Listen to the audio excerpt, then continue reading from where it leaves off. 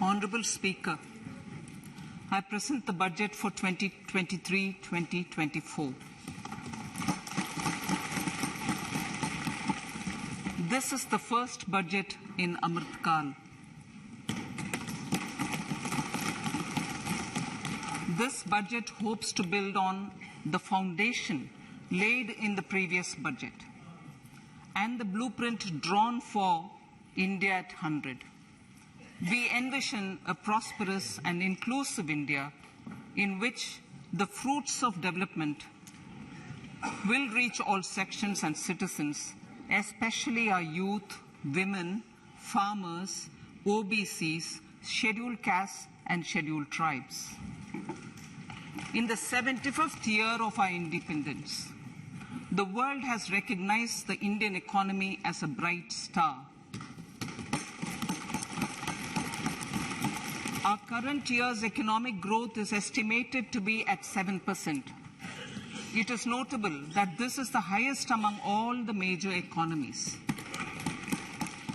This is in spite of the massive slowdown globally caused by COVID-19 and the war.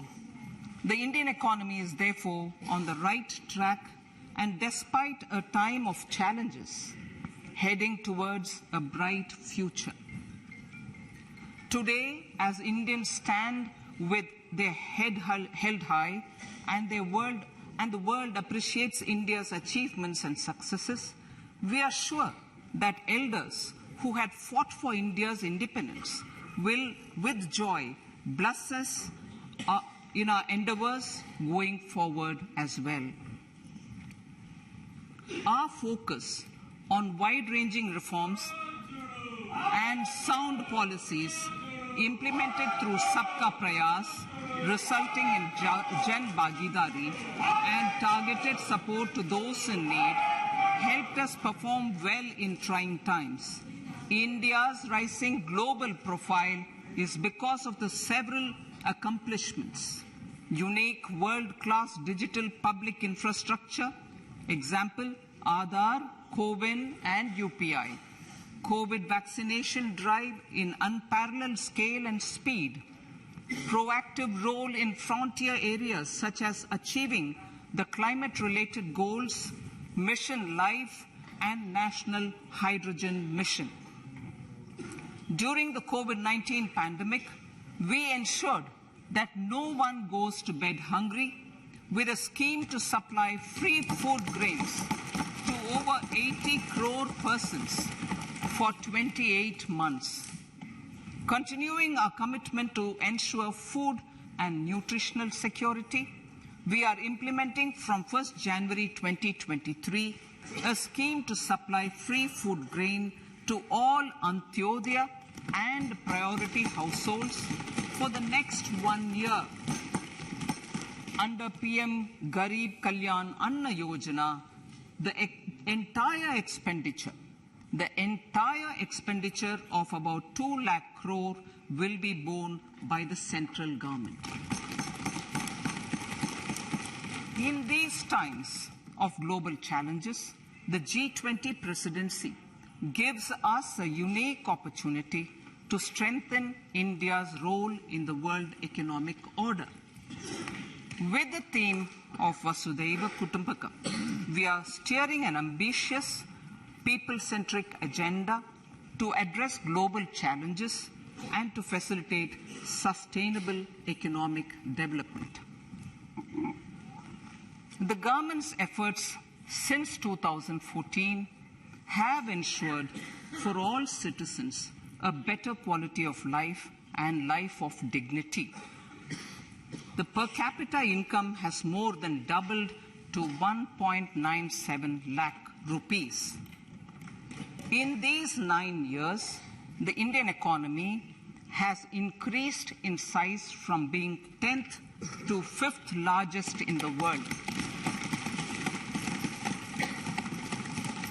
We have significantly improved our position as well as a well-governed and innovative country with a conducive environment for business as reflected in several global indices. we have made a significant progress in many sustainable development goals.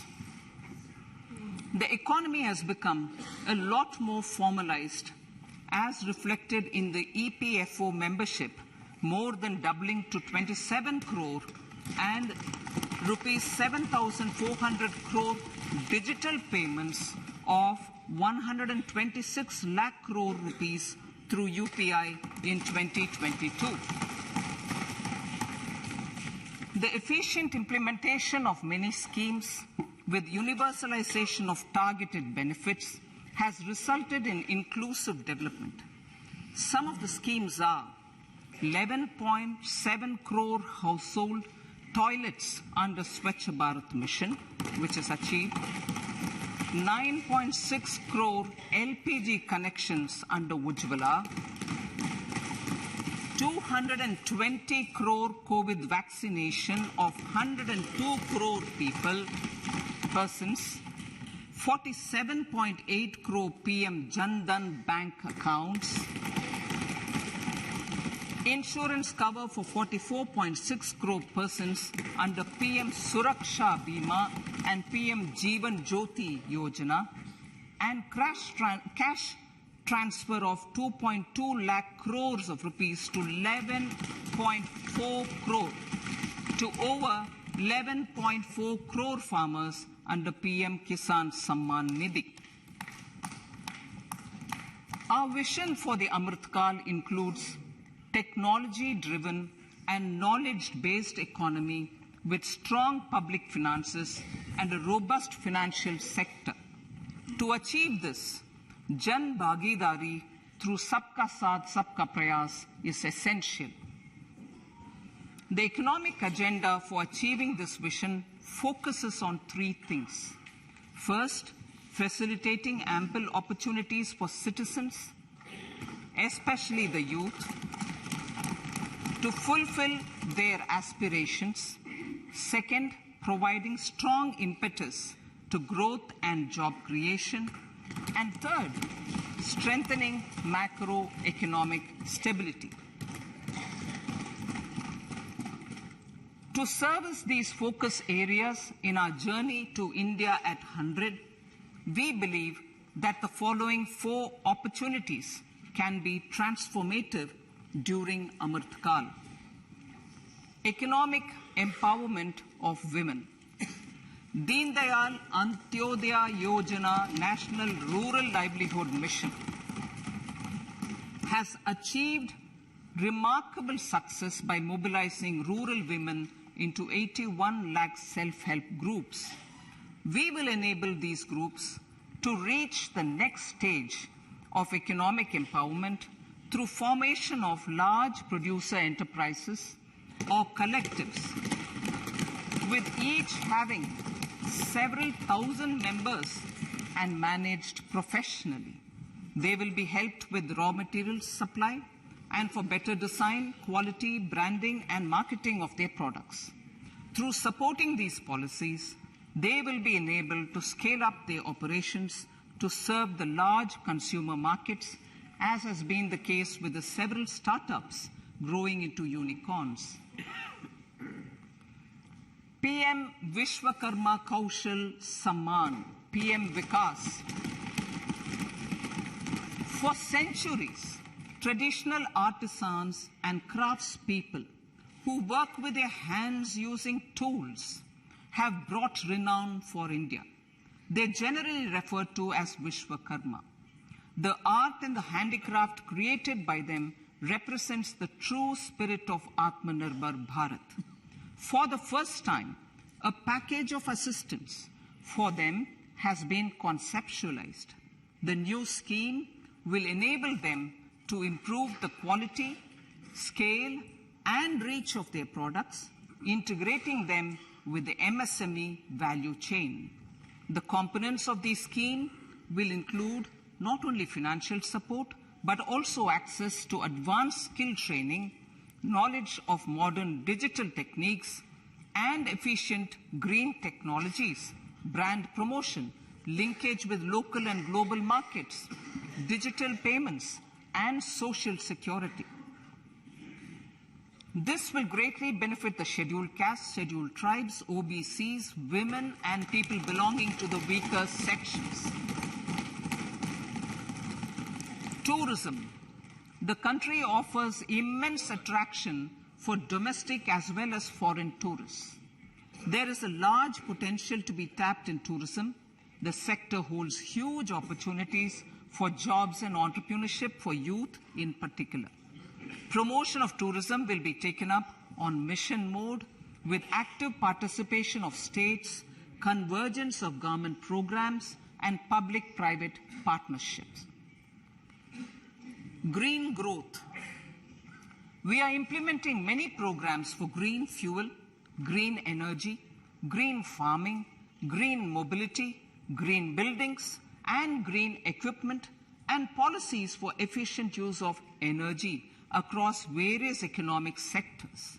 These green growth efforts help in reducing carbon intensity of the economy and provides for large-scale green job opportunities.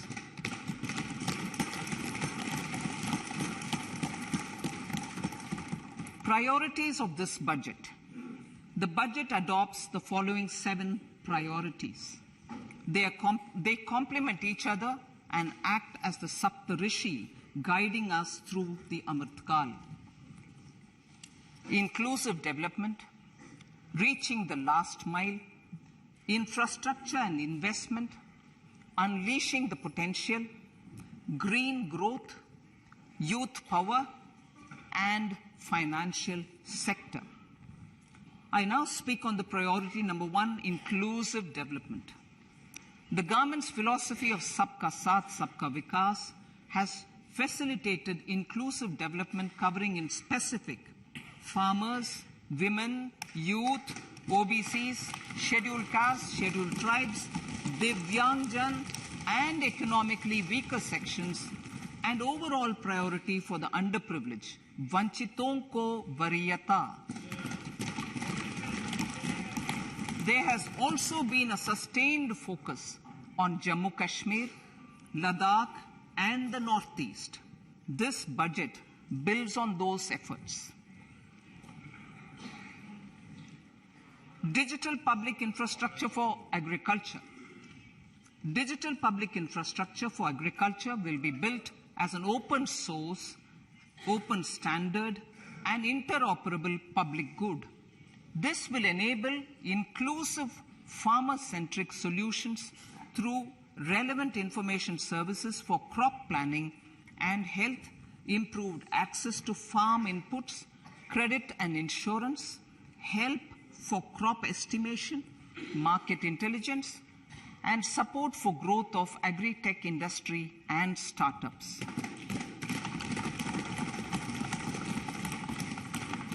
An agriculture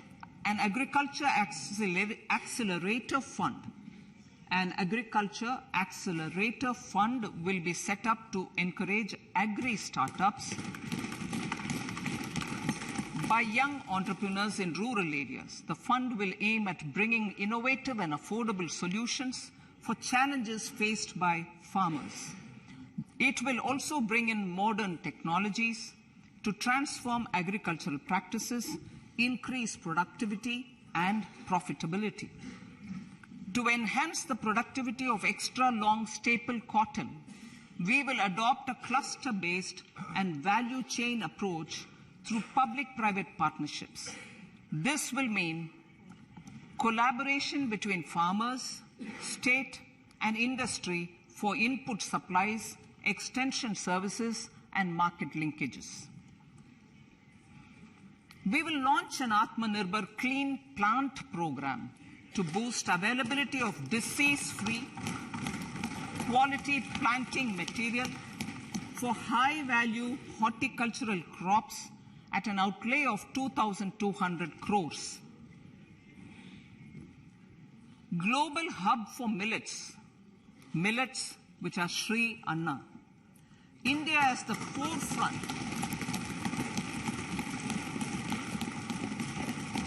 India's at the forefront of popularizing millets, whose consumption furthers nutrition, food security, and welfare of farmers, said the Honorable Prime Minister.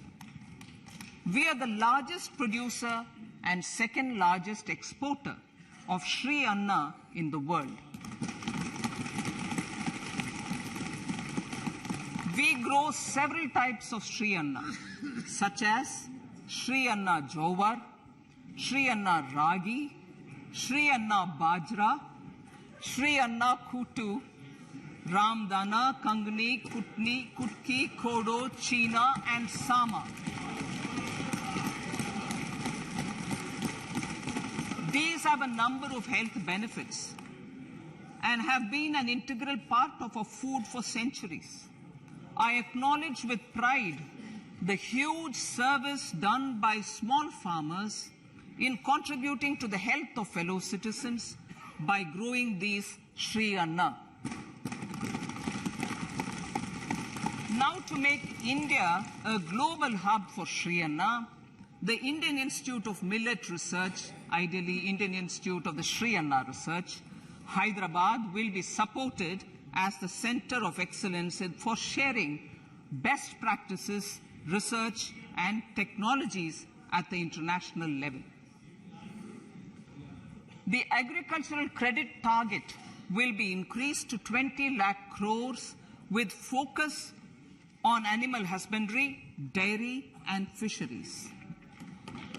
We will launch a new sub-scheme of PM Matsya Sampada Yojana, which is an existing scheme, but we'll launch a new sub-scheme with targeted investment of 6,000 crores to further enable activities of fishermen, fish vendors, and micro and small entrepreneurs, improve value chain efficiencies, and expand the market.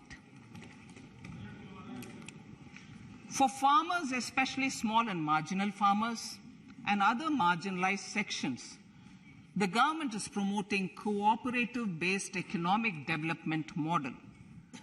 A new Ministry of Cooperation was formed with a mandate to realize the vision of Sahakar Se Samriddhi. To realize this vision, the government has already initiated computerization of 63,000 primary agricultural credit societies with an investment of 2,516 crores.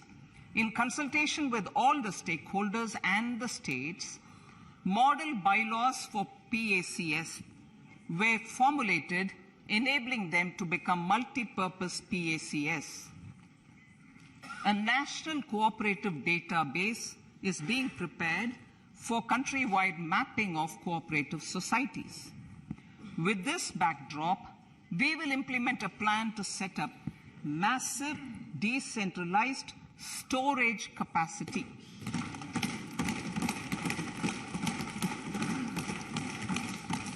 This will help farmers store their produce and realize remunerative prices through sale at appropriate times. The government will also facilitate setting up of a large number of multi-purpose cooperative societies, primary fisheries societies, and dairy cooperative societies in uncovered panchayat and villages in the next 5 years.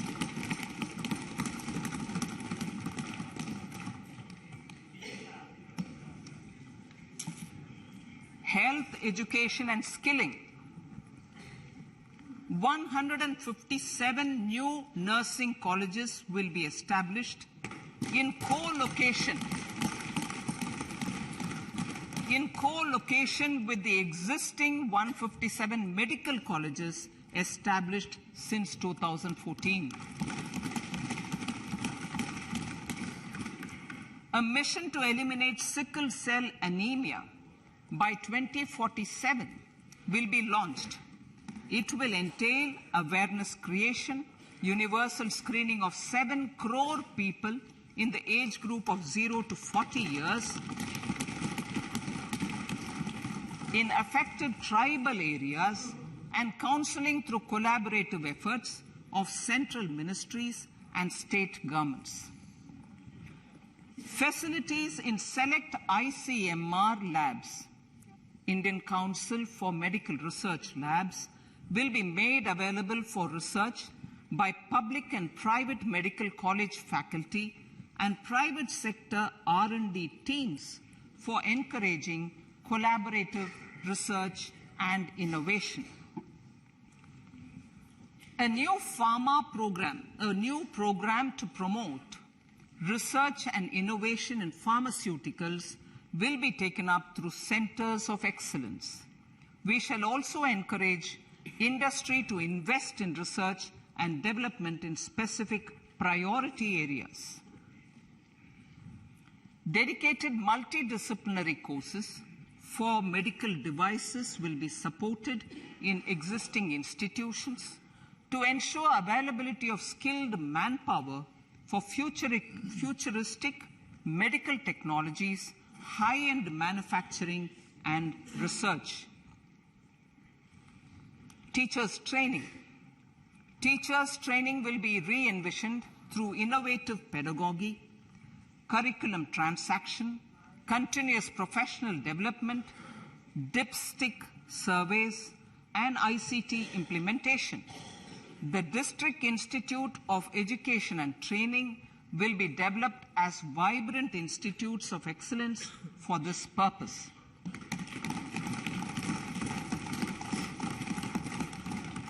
National Digital Library for Children and Adolescents. A National Digital Library for Children and Adolescents will be set up for facilitating availability of quality books across geographies, languages, genres, and levels, and device-agnostic accessibility. States will be encouraged to set up physical libraries for them at panchayat and ward levels and provide infrastructure for accessing the National Digital Library resources.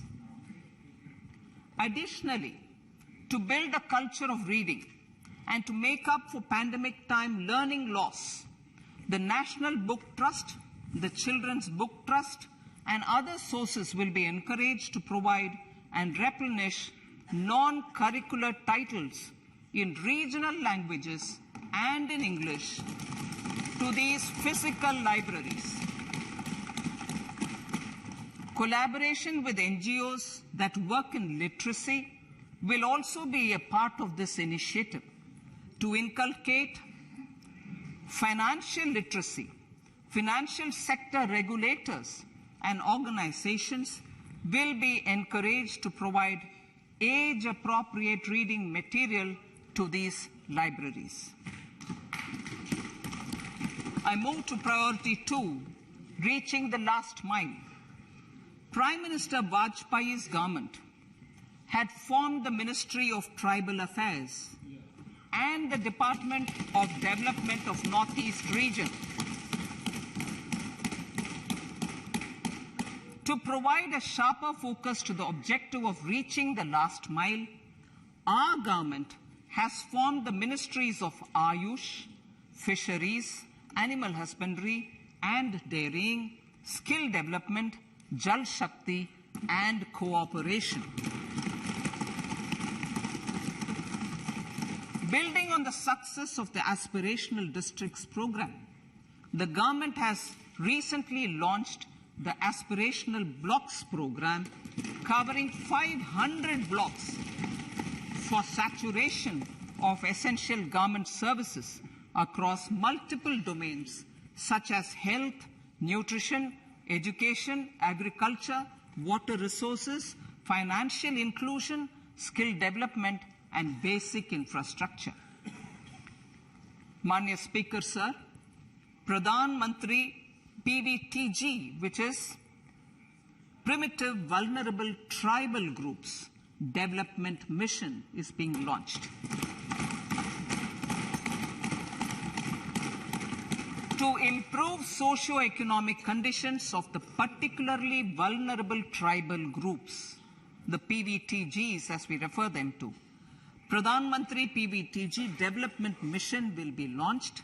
This will saturate PVTG families and habitations with basic facilities such as safe housing, clean drinking water and sanitation, improved access to education, health, nutrition, road and telecom connectivity, and sustainable livelihood opportunities.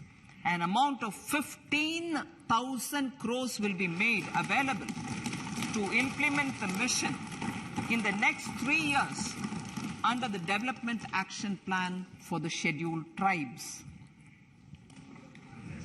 Ekalavya Model Residential Schools. In the next 3 years, Center will recruit 38,800 teachers and support staff for the 740 Ekalavya Model Residential Schools, which is serving 3.5 lakh tribal students.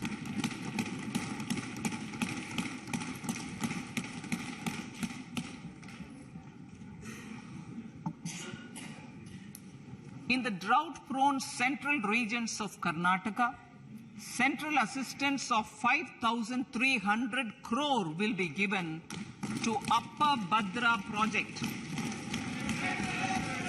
to provide sustainable micro-irrigation and filling up of surface tanks for drinking water. PM Awas Yojana.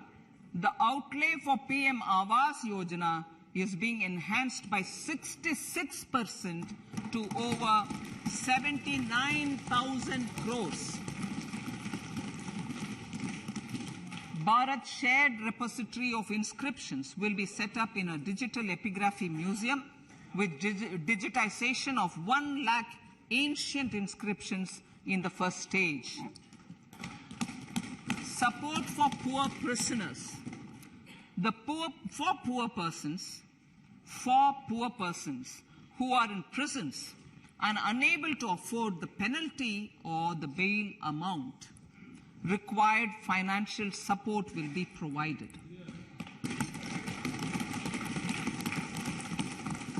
Priority number 3, infrastructure and investment.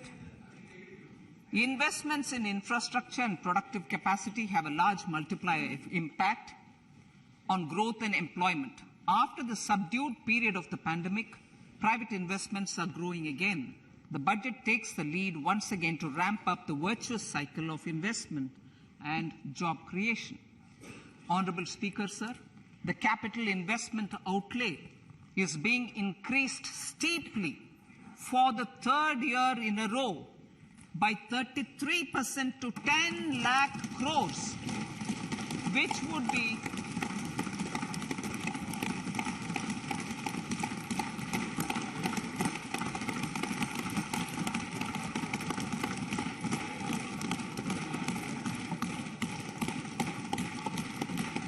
which would be 3.3% of GDP. This will almost be 3 times the outlay made in 2019-20.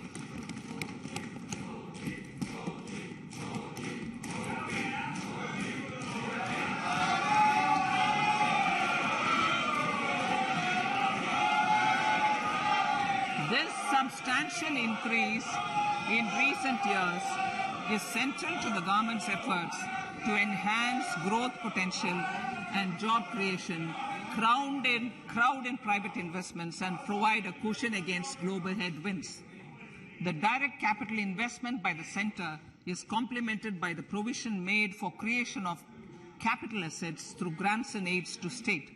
The effective capital expenditure of the center is budgeted at 13.7 lakh crore rupees, which will be 4.5% of GDP. Support to state governments for capital investment. I have decided to continue the 50-year interest-free loan to state governments for 1 more year to spur investment in infrastructure and to incentivize them for complementary policy actions with a significantly enhanced outlay of 1.3 lakh crores. The newly established Infrastructure Finance Secretariat will assist all stakeholders for more private investment in infrastructure, including railways, roads, urban infrastructure and power, which are predominantly depend on public resources. The harmonized master list of infrastructure will be reviewed by an expert committee for recommending the classification and financing framework suitable for Amartkal. A capital outlay, I'm talking about railways now, sir, Honorable Speaker, railways. A capital outlay of 2.40 lakh crores has been provided for the railways. This is the highest ever outlay this highest ever outlay is about 9 times the outlay made in 2013-14. 100 critical transport infrastructure projects for last and first mile connectivity for ports, coal, steel, fertilizer and food grain sectors have been identified. They will be taken up on priority with investment of 75,000 crores, including 15,000 crore from private sources. 50 additional airports, heliports, water aerodromes, and advanced landing grounds will be revived for improving regional air connectivity.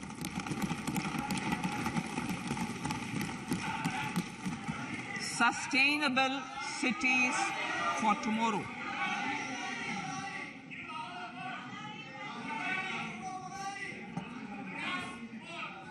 States and cities will be encouraged to undertake urban planning reforms and actions to transform our cities into sustainable cities of tomorrow.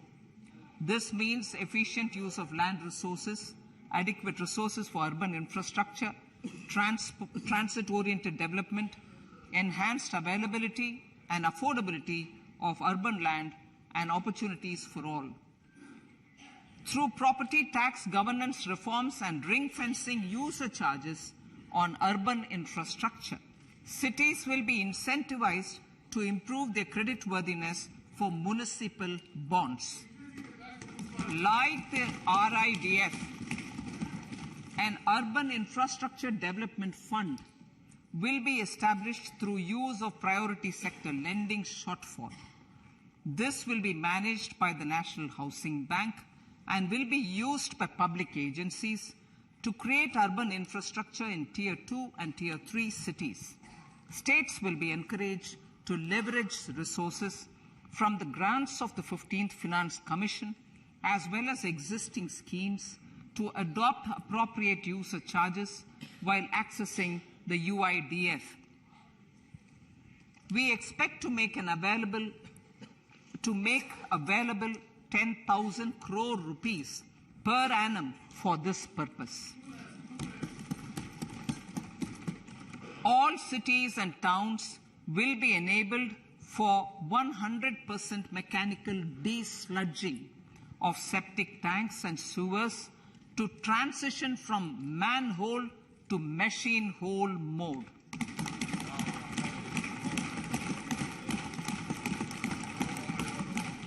Enhanced focus will be provided for scientific management of dry and wet waste.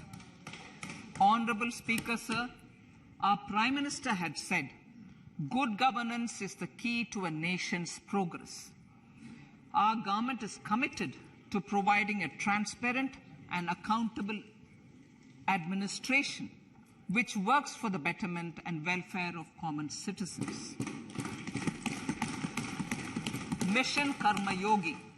Under Mission Karma Yogi, Centre, states and the Union territories are making and implementing capacity building plans for civil servants. The government has also launched an integrated online training platform, I Got Karma Yogi, to provide continuous learning opportunities for lakhs of government employees to upgrade their skills and facilitate people-centric approach. Sir, for enhancing ease of doing business, more than 39,000 compliances have been reduced, and more than 3,400 legal provisions have been decriminalized. For furthering the trust-based governance, we have introduced the Jan Vishwas Bill to amend 42 central acts. This budget proposes a series of measures to unleash the potential of our economy. Centers of Excellence for Artificial Intelligence. For realizing the vision of Make AI in India and Make AI Work for India, 3 centers of excellence for artificial intelligence will be set up in top educational institutions. Leading industry players will partner in conducting interdisciplinary research, develop cutting-edge applications, and scalable problem solutions in the areas of agriculture, health, and sustainable cities. This will galvanize an effective AI ecosystem and nurture quality human resources in the field. National Data Governance Policy. To unleash innovation and research by startups and academia, a national data governance policy will be brought out. This will enable access to anonymized data. The KYC process will be simplified, adopting a risk-based instead of one-size-fits-all approach. The financial sector regulators will also be encouraged to have a KYC system fully amenable to meet the needs of digital India. One-stop solution for identity and address updating. A one-stop solution for reconciliation and updating of identity and address of individuals maintained by various government agencies, regulators, and regulated entities will be established using DigiLocker service and Aadhaar as foundational identity. Speaker, sir, common business identifier. For the business establishments required to have a permanent account number, the PAN will be used as the common identifier for all digital systems of specified government agencies. This will bring ease of doing business, and it will be facilitated through a legal mandate. For obviating the need for separate submission of same information to different government agencies, a system of unified filing process will be set up. Such filing of information or return in simplified forms on a common portal will be shared with other agencies as per the filer's choice. Vivad Se Vishwas 1. Relief for MSMEs. In cases of failure by MSMEs to execute contracts during the COVID period, 95% of the forfeited amount relating to the bid or performance security will be returned to them by government and government undertakings. This will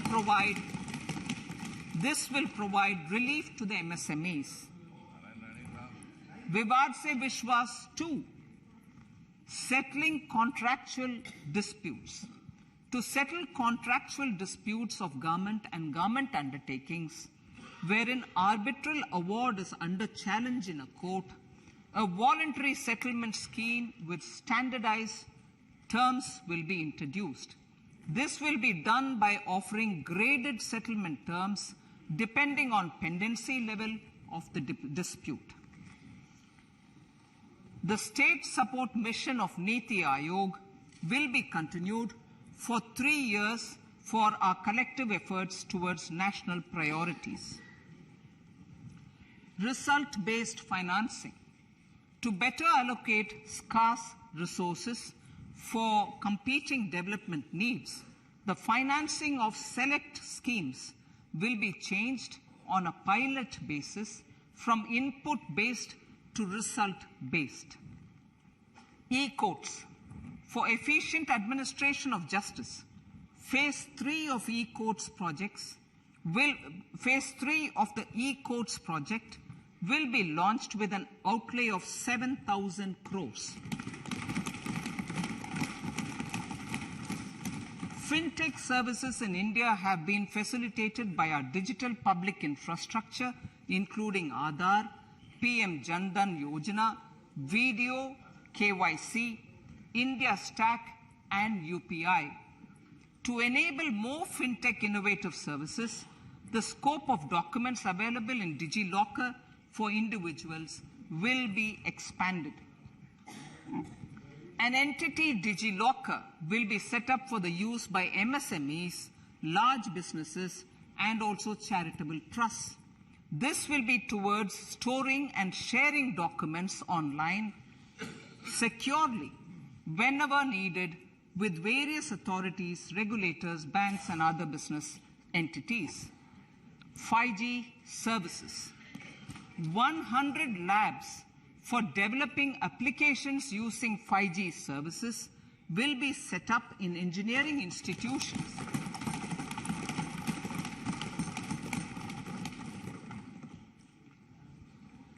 To realize a new range of opportunities, business models, and employment potential, the labs will cover, among others, applications such as smart classrooms, precision farming, intelligent transport systems, and healthcare applications. Lab-grown diamonds. Lab-grown diamonds is a technology and innovation-driven emerging sector with high employment potential. These environment-friendly diamonds, which have optically and chemically the same properties as natural diamonds. To encourage indigenous production of LGD, lab-grown diamond seeds and machines, and to reduce import dependency, a research and development grant will be provided to one of the IITs for 5 years. To reduce the cost of production, a proposal to review the custom duty on LGD seeds will be indicated in Part B of the speech. I come to the fifth priority, Honourable Speaker, sir, green growth. Honourable Prime Minister has given a vision for life or lifestyle for environment to spur a movement of environmentally conscious lifestyle. India is moving forward firmly for the Panchamrit, the net zero carbon emission by 2070 to usher in green industrial and economic transition. This budget builds on our focus on green growth. The recently launched National Green Hydrogen Mission, with an outlay of 19,700 crores, will facilitate transition of the economy to low carbon intensity, reduce dependence on fossil fuel imports, and make the country assume technology and market leadership in this sunrise sector. Our target is to reach an annual production of 5 MMT by 2030. Energy transition. This budget provides for 35,000 crores for priority capital investment towards energy transition and net zero objectives and energy security by Ministry of Petroleum and Natural Gas. To steer the economy on sustainable development path, battery energy storage systems with capacity of 4,000 MWh will be supported with viability gap funding. A detailed framework for pumped storage projects will also be formulated. Renewable energy evacuation. the interstate transmission system for evacuation and grid integration of 13 gigawatt renewable energy from Ladakh will be constructed with investment of 20,700 crore, including central support of 8,300 crores. Green Credit Program. For encouraging behavioral change, a green credit program will be notified under the Environment Protection Act. This will incentivize environmentally sustainable and responsive actions by companies, individuals, and local bodies, and help mobilize additional resources for such activities.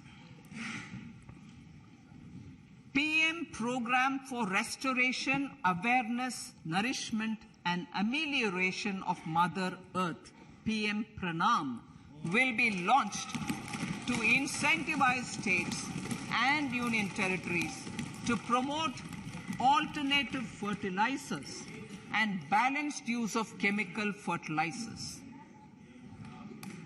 Go Bardhan Scheme. 500 new waste to wealth plants under Go Bardhan, galvanizing organic bio-agro resources done. Go Bardhan scheme will be established for promoting circular economy. These will include 200 compressed biogas plants, including 75 plants in urban areas, and 300 community or cluster-based plants at a total investment of 10,000 crores. I will refer to this in Part B also. In due course, a 5% CBG mandate will be introduced for all organizations marketing natural and biogas. For collection of biomass and distribution of biomanure, appropriate fiscal support will also be provided. Bharatiya Prakritik Kheti Bio-Input Resource Centers. Over the next 3 years, we will facilitate 1 crore farmers to adopt natural farming. For this, Honorable Speaker, 10,000 bio-input resource centers will be set up, creating a national level distributed micro-fertilizer and pesticide manufacturing network. Mishti.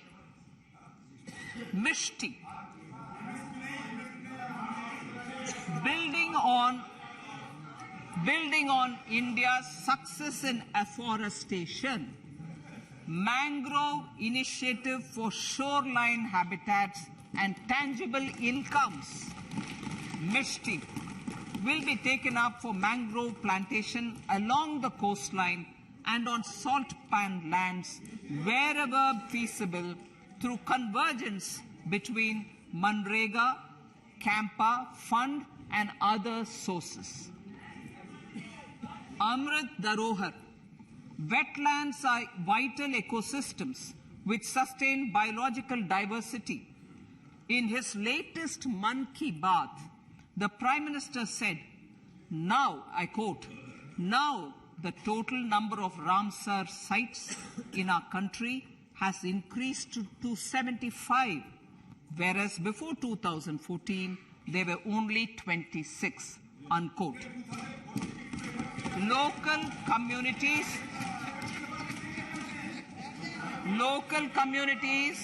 have always been at the forefront of conservation efforts. The government will promote their unique conservation values through Amrit Dharohar, a scheme that will be implemented over the next 3 years to encourage optimal use of wetlands and enhance biodiversity, carbon stock, ecotourism opportunities, and income generation for local communities. Coastal shipping. Coastal shipping will be promoted as the energy efficient and lower cost mode of transport, both for passengers and freight, through PPP mode with viability gap funding. Vehicle replacement. Vehicle replacement is an important continuing policy, replacing the old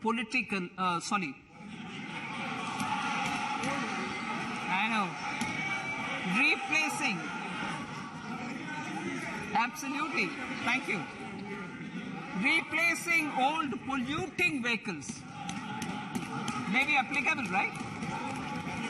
Replacing old polluting vehicles is an important part of greening our economy.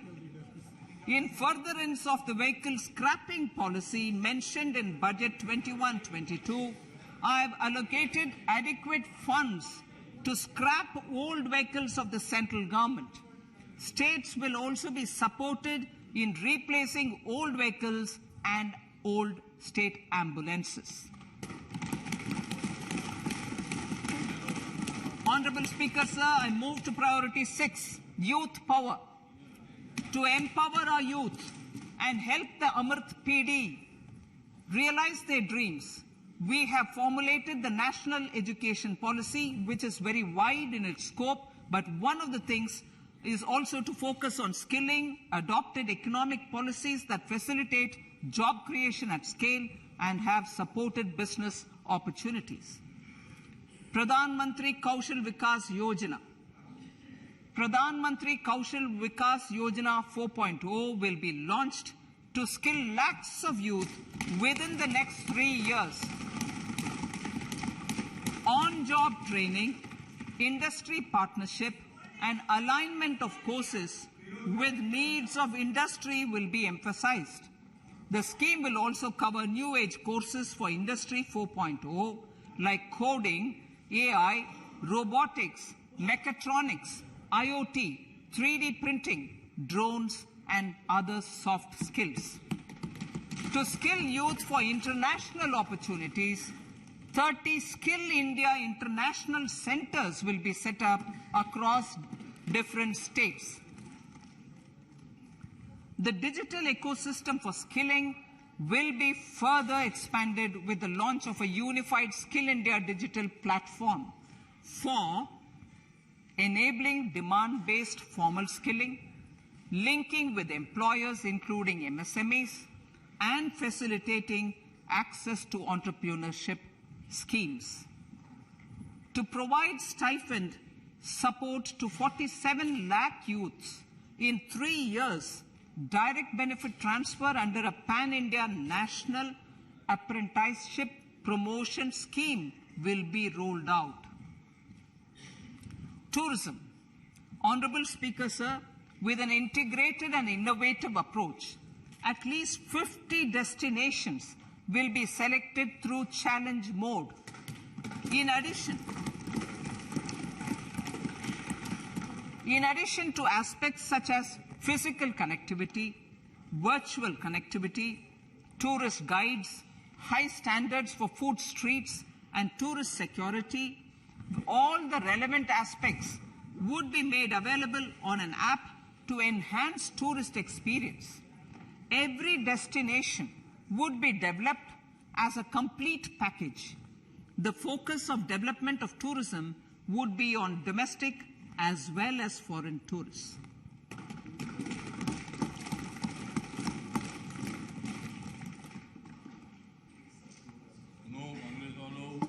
Sector-specific skilling and entrepreneurship development will be dovetailed to achieve the objectives of Dekho Apna Desh initiative. This was launched as an appeal by the Honorable Prime Minister to the middle class to prefer domestic tourism over international tourism.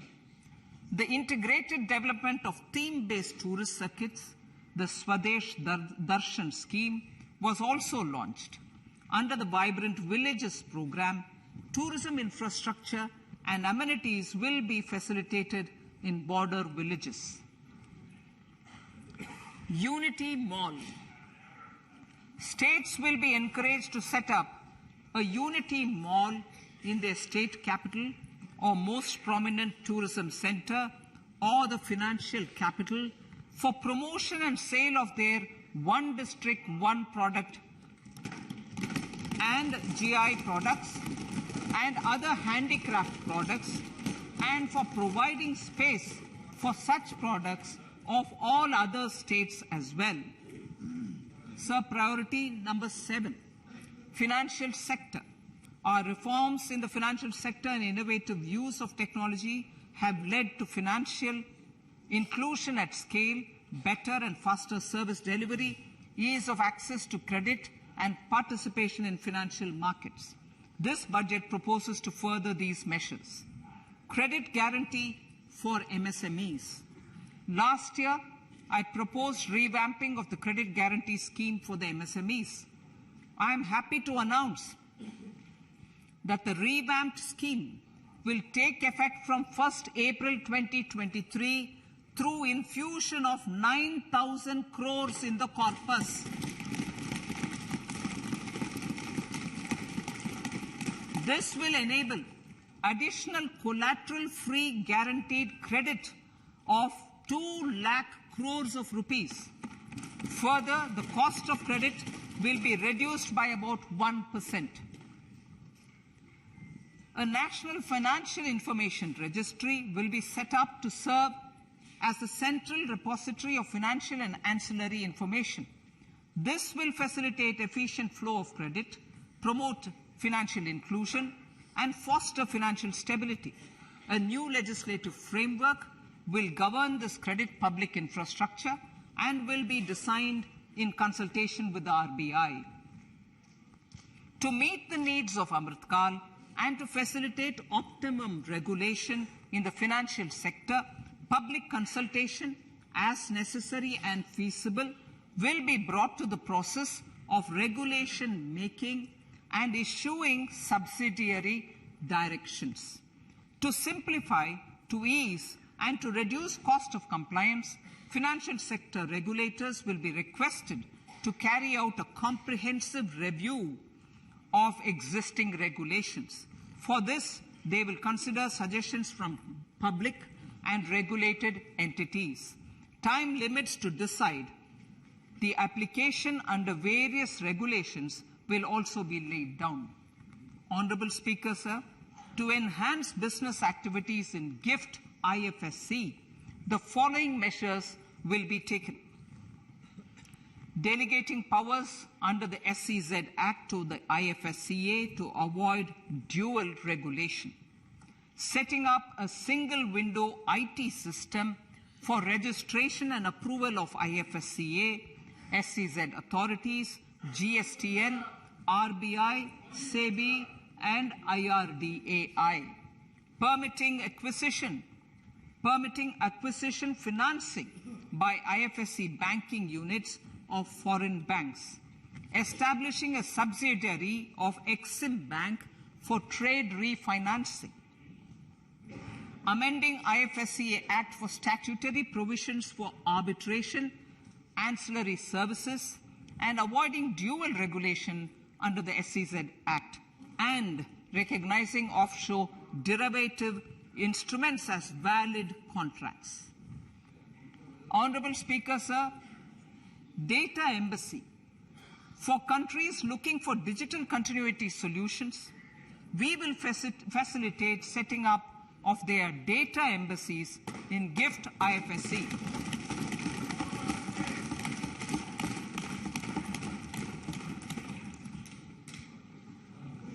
Improving governance and investor protection in banking sector.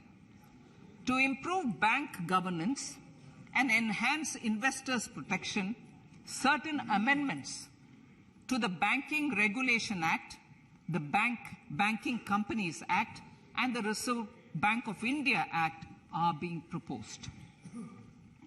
Capacity building in securities market.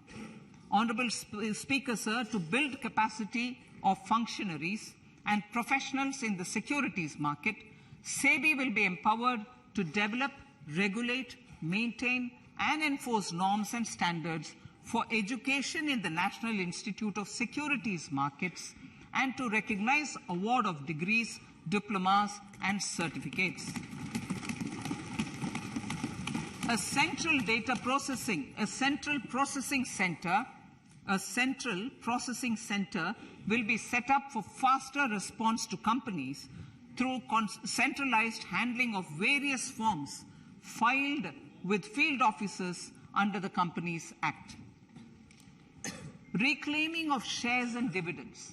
for investors to reclaim unclaimed shares and unpaid dividends from the Investor Education and Protection Fund Authority with ease, from the Investor Education and Protection Fund Authority with ease, an integrated IT portal will be established.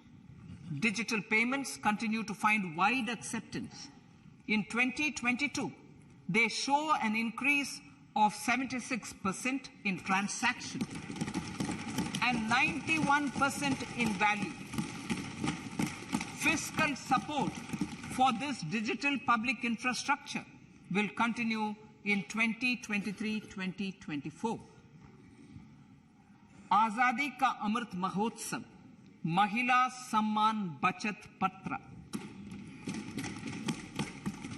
For commemorating Azadi Ka Amrit Mahotsav, a one-time new small savings scheme, Mahila Samman Savings Patra or Savings Certificate, Mahila Samman Savings Certificate will be made available for a 2-year period up to March 2025. This will offer deposit facility up to 2 lakh in the name of a woman or girls for a tenure of 2 years at fixed interest rate of 7.5% with partial withdrawal option. Senior citizens. The maximum deposit limit for senior citizens savings scheme will be enhanced from 15 lakh to 30 lakhs of rupees. The maximum deposit limit for monthly income account scheme will be enhanced from 4.5 lakh to 9 lakh for single account and from 9 lakh to 15 lakh for joint account. Honorable Speaker, sir, fiscal management. 50 years interest-free loan to states. The entire 50-year loan to states has to be spent on capital expenditure within 2023-24. Most of this will be at the discretion of the states, but a part will be conditional on states increasing their actual capital expenditure. Parts of the outlay will also be linked to or allocated for the following purposes: scrapping old government vehicles, urban planning reforms and actions, financing reforms in urban local bodies to make them credit-worthy for municipal bonds, housing for police personnel above or as part of the police station, constructing unity malls, children and adolescent libraries and digital infrastructure, and state share of capital expenditure of central schemes. Honorable Speaker, sir, fiscal deficit of states. States will be allowed a fiscal deficit of 3.5% of GSDP, of which 0.5% will be tied to power sector reforms. Revised estimates 2022 to 2023.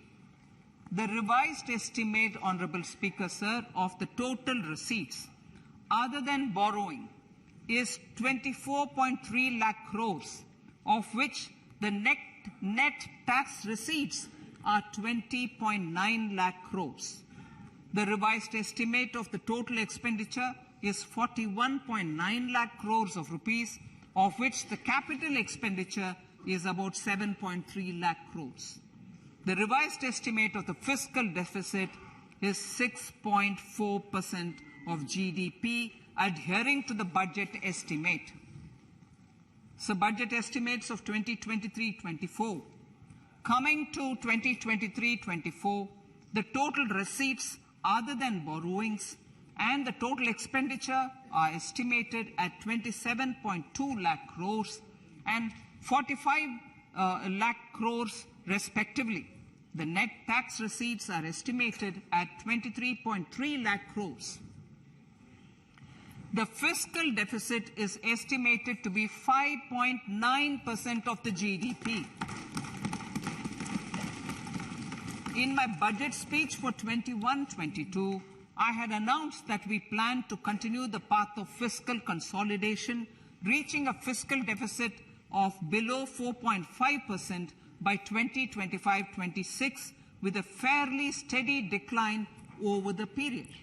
We have adhered to this path, and I reiterate my intention to bring the fiscal deficit below 4.5% of GDP by 2025-26. To finance the fiscal deficit in 2023-24, the net market borrowings from dated securities are estimated at 11.8 lakh crores.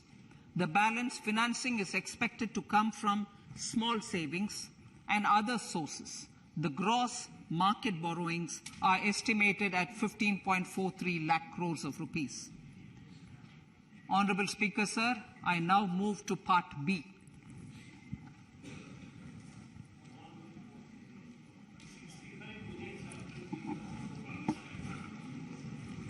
Indirect taxes.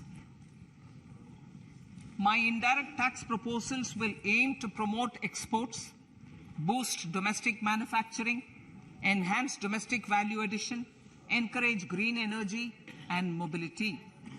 A simplified tax structure with fewer tax rates helps in reducing compliance burden and improving tax administration. I propose to reduce the number of basic customs duty rates on goods other than textiles and agriculture from 21 to 13.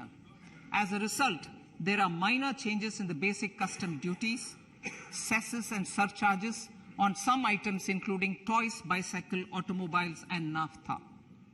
Green mobility. To avoid cascading of taxes on blended compressed natural gas, I propose to exempt excise duty on GST paid compressed biogas contained in it. To further provide impetus to green mobility, customs duty exemptions is being extended to import of capital goods and machinery required for manufacture of lithium-ion cells for batteries used in electrical vehicles as well. Electronics. As a result of various initiatives of the government, including phased manufacturing program, mobile phone production in India has increased from 5.8 crore units valued at about 18,900 crore in 2014-15 to 31 crore units valued at 2,75,000 crore in the last financial year. To further deepen domestic value addition in manufacturing of mobile phones, I propose to provide relief to customs duty. I propose to provide relief in customs duty on import of certain parts and inputs like camera lens, and continue the concessional duty on lithium-ion cells for batteries for another year. Similarly, to promote value addition in manufacture of televisions, I propose to reduce the basic customs duty on parts of open cells of TV panels to 2.5%. Electrical. To rectify inversion of duty structure and encourage manufacturing of electric kitchen chimneys, the basic custom duty on electric kitchen chimney is being increased from 7.5% to 15%, and that on heat coils for these is proposed to be reduced from 20% to 15%. Chemicals and petrochemicals. Denatured ethyl alcohol is used in chemical industry. I propose to exempt basic customs duty on it. This will also support the ethanol blending program and facilitate an endeavor for energy transition. Basic customs duty is also being reduced on acid-grade fluorospar from 5% to 2.5% to make the domestic fluorochemicals industry competitive. Further, the basic customs duty on crude glycerin for use in manufacture of epichlorohydrin is proposed to be reduced from 7.5% to 2.5%.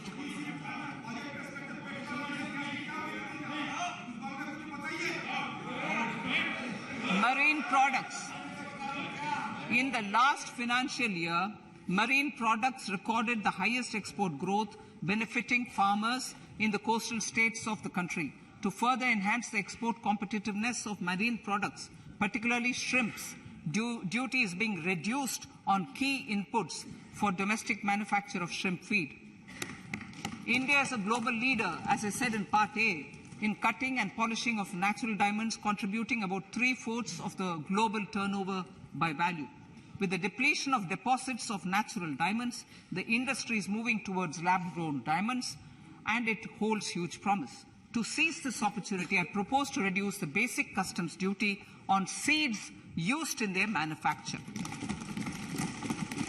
Custom duties on door or doré and bars of gold and platinum were increased earlier this fiscal. I propose to increase the duties on articles made therefrom to enhance the duty differential. I also propose to increase the import duty on silver doors, bars and articles to align them with that on gold and platinum. To facilitate availability of raw materials for the steel sector, exemptions from basic custom duty on raw materials for manufacture of CRGO steel, ferrous scrap and nickel cathode is being continued. Similarly, the concessional BCD of 2.5% on copper scrap is also being continued to ensure the availability of raw materials for secondary copper producers who are mainly in the MSME sectors. Compounded rubber. The basic custom duty rate on compounded rubber is being increased from 10% to 25% or 30 kg, whichever is lower, at par with that of natural rubber other than latex, to curb circumvention of duty. Cigarettes. National calamity contingent duty on specified cigarettes was last revised 3 years ago. This is proposed to be revised upwards by about 16%. Direct taxes. I now come to my direct tax proposals. Honourable Speaker, these proposals aim to maintain continuity and stability of taxation, further simplify and rationalize various provisions to reduce the compliance burden, promote the entrepreneurial spirit, and provide tax relief to citizens. It has been constant endeavour of the Income Tax Department to improve taxpayers' services by making compliance easy and smooth. Our taxpayers portal received a maximum of 72 lakh returns in a day, processed more than 6.5 crore returns this year. Average processing period reduced from 93 days in financial year 13-14 to 16 days only now. And 45% of the returns were processed within 24 hours. We intend to further improve this, roll out the next generation common IT return form for taxpayer convenience, and also plan to strengthen the grievance redressal mechanism. MSMEs and professionals. MSMEs are growth engines of our economy. Micro enterprises with turnover up to 2 crore of rupees and certain professionals with turnover of up to 50 lakh rupees can avail the benefit of presumptive taxation. I propose to provide enhanced limits of 3 crore and 75 lakh respectively to the taxpayers whose cash receipts are no more than 5%. Whose cash receipts are no more than 5%. Moreover, to support MSMEs in timely receipt of payments, I propose to allow deduction for expenditure incurred on payments made to them only when payment is actually made. Cooperation. Cooperation is a value to be cherished. In realizing our Prime Minister's goal for Sehkar Se Samriddhi and his resolve to connect the spirit of cooperation with the spirit of Amrit Kal, in addition to the measures proposed in Part A, I have a slew of proposals for the cooperation sector. First, new cooperatives that commence manufacturing activities till 2024 31st March shall get the benefit of a lower tax rate of 15%, as is presently available to new manufacturing companies. Secondly, I propose to provide an opportunity to sugar cooperatives to claim payments made to sugarcane farmers for the period prior to the assessment year 2016-17 as expenditure. This is expected to provide them a relief of almost 10,000 crores. Thirdly, I am providing a higher limit of 2 lakh per member for cash deposits to loans in cash by primary agricultural cooperative societies and primary cooperative agriculture and rural development banks. I repeat that. Thirdly, I am providing a higher limit of 2 lakh per member for cash deposits to and loans in cash by primary agricultural cooperative societies and primary cooperative agricultural and rural development banks. Similarly, a higher limit of 3 crore for TDS on cash withdrawal is being provided to cooperative societies. Startups.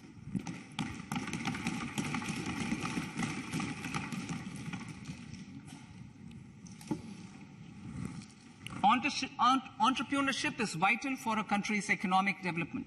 We have taken a number of measures for startups and they have borne results.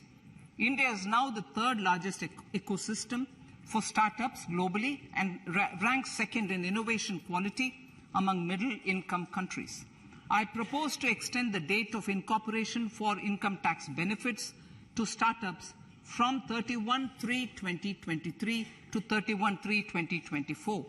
I further propose to provide the benefit of carry forward of losses on change of shareholding of startups from 7 years of incorporation to 10 years.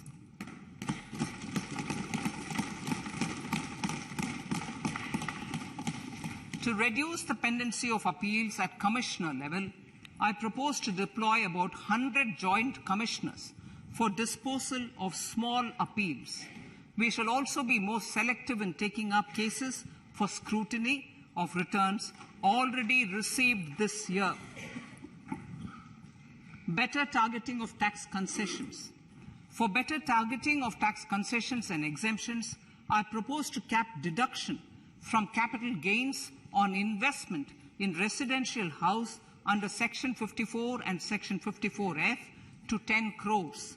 Another proposal with similar intent is to limit income tax exemption from proceeds of insurance policies with very high value. Rationalization. Honourable Speaker, sir, there are a number of proposals relating to rationalization and simplification. Income of authorities, boards, and commissions set up by statutes of union or state for the purpose of housing, development of cities, towns, and villages, and regulating and developing an activity or matter is proposed to be exempted from income tax.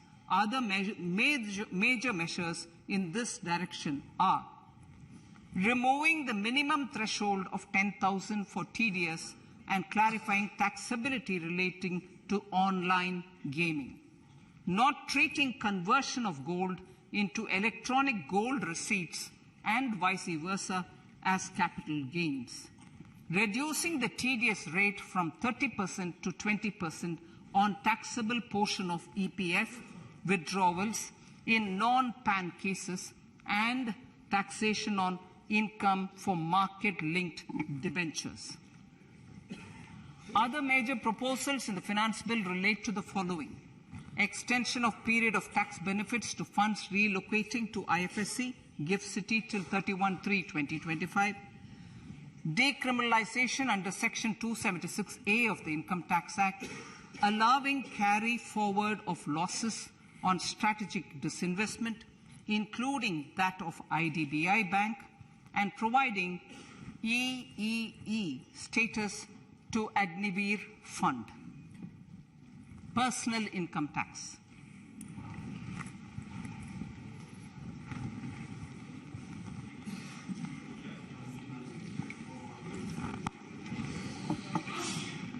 Now I come to what everyone is waiting for. Personal income tax. I have 5 major announcements to make in this regard. These primarily benefit our hard-working middle class. The first one concerns rebate. Currently, those with income up to 5 lakh do not pay any income tax in both old and new regimes. I propose to increase the rebate limit to 7 lakhs in the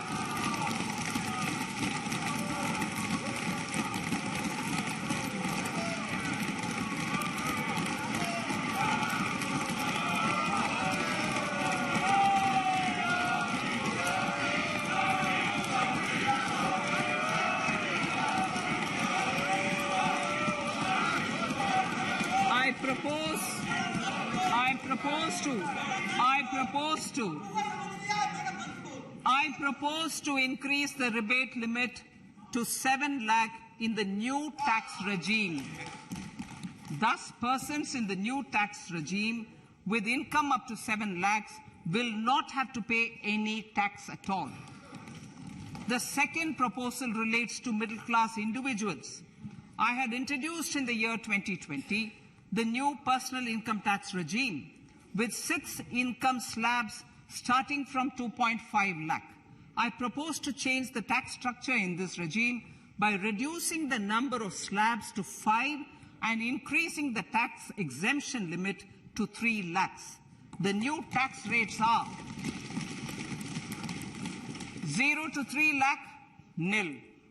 3 to 6 lakhs, 5%. 6 to 9 lakhs, 10%. 9 to 12 lakh, 15%. 12 to 15 lakhs, 20%. And above 15 lakhs, 30%. This will provide major relief to all taxpayers in the new regime. An individual with an annual income of 9 lakhs will be required to pay only 45,000 rupees. This is only 5% of his or her income. It is a reduction of 25% on what he or she is required to pay now. That is 60,000. So in the place of 60,000, it is now only 45,000. Similarly, an individual with an income of 15 lakh rupees would be required to pay only 1.5 lakh or 10% of his income or her income, a reduction of 20% from the existing liability of 1,87,500 rupees. My third proposal is for the salaried class and the pensioners, including family pensioners, for whom I propose to extend the benefit of standard deduction to the new tax regime. Each salaried person with an income of 15.5 lakh rupees or more will thus stand to benefit by 52,500 rupees. My fourth announcement in personal income tax is regarding the highest tax rate, which in our country is 42.74%. This is among the highest in the world. I propose to reduce the highest surcharge. Rate from 37% to 25% in the new tax regime.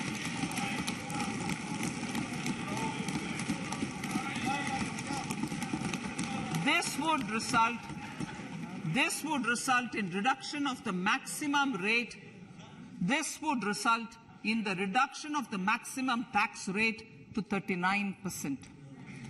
Lastly, the limit of 3 lakh rupees for tax exemption on leave encashment on retirement of non-government salaried employees was last fixed in the year 2002, when the highest basic pay in the government was only 30,000 rupees per month. In line with the increase in the government salaries, I am proposing to increase this limit to 25 lakh rupees.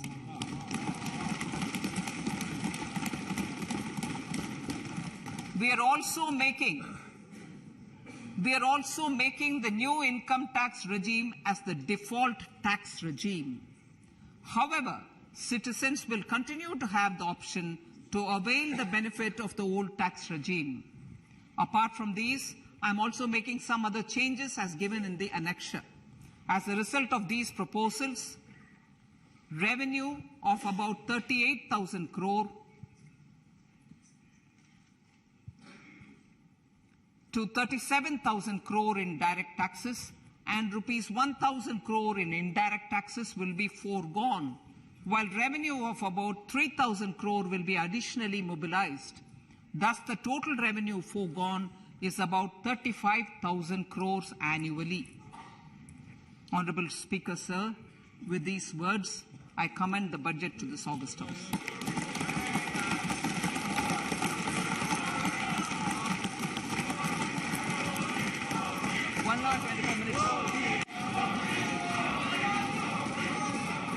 Item number